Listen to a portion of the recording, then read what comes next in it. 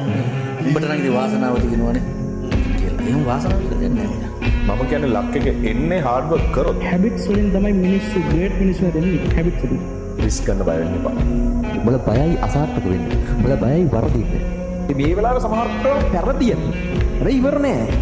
හිත ඇතුලේ ඉන්න ඡායාග්‍රාහකයා අවදි කරලා ගන්න. තමන් තුළ තමන්ගේ කොන්ෆිඩන්ස් එක හදාගන්න. තමන්ට පුළුවන්ම විශ්වාස කරන්න. Consistency, discipline. තමන්ගේ උපරිමයෙන් try කරන්න.